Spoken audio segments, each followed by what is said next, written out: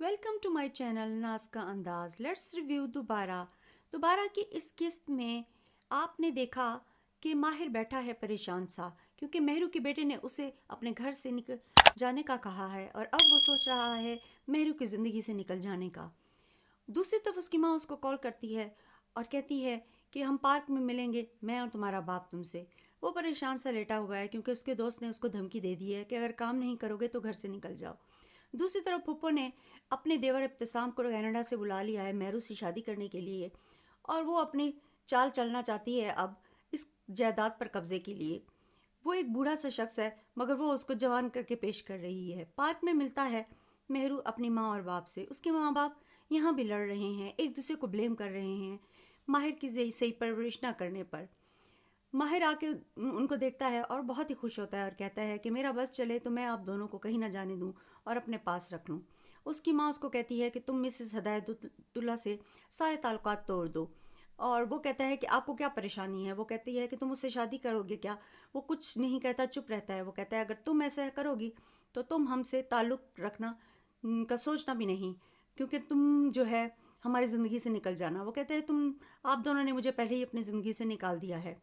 दूसरी तरफ पुप्पो जो है वो अपने सारी चालाकियाँ आजमाती है और इब्तिसाम को सारे तरीके बताती है कि तुम बाल कलर कर लो, फंकी से कपड़े पहन लो और बिल्कुल बॉय जैसे हो जाओ।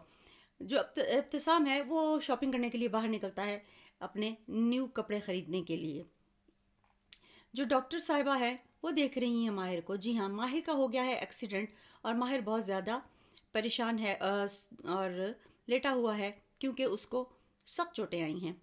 डॉक्टर ने नर्स से कहा है कि फ़ौरन से इसका मोबाइल देखो और उसके घर वालों को बुलाओ।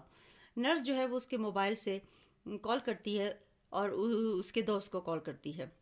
दूसरी तरफ मेहरू के बेटे को बिल्कुल भी पसंद नहीं आया अंकल इब्तिसाम का अपने घर में रहना।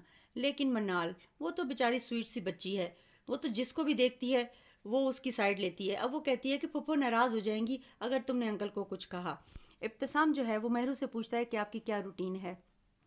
उसका दोस्त आता है माहिर का हॉस्पिटल में और वो माहिर को देख कर बहुत परेशान होता है और नर्स उसको कहती है कि बिल जमा करवा दो। माहिर का दोस्त जो है वो फ़ोन करता है माहिर के घर में और उसकी सौतेली माँ जब उठाती है तो वो उसको मना कर देती है और कहती है हर वक्त तुमने पैसे एड़ने के नए नए बहाने ढूंढे हुए हैं। माहिर का दोस्त दोबारा उसकी माँ को कॉल करता है तो फ़ोन ही नहीं उठाती। फिर वो मेहरू को कॉल करता है और मेहरू बहुत परेशान होती है और कहती है कि तुम फिक्र नहीं करो, मैं आ तो नहीं सकती लेकिन हॉस्पिटल का जितना भी खर्चा है वो मैं उठाऊंगी, तुम उसका अच्छी तरीके से इलाज करवाओ।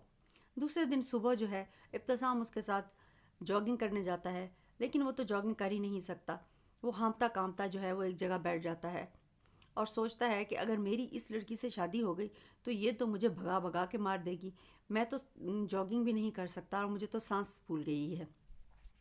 मेहर उसको बैठा हुआ देखती है तो कहती है आओ वापस घर चलते हैं। दूसरी तरफ जो है फुप्पो है वो अपने भतीजे को पूरी तरह आराम करने की कोशिशों में है कि किसी तरीके से वो राज़ी हो जाए इब्तिसाम से मेहरू की शादी पे। जी नाज़रीन, अगर आपको मेरा रिव्यू पसंद आए तो मेरे चैनल को सब्सक्राइब कर दें। Thank you for watching.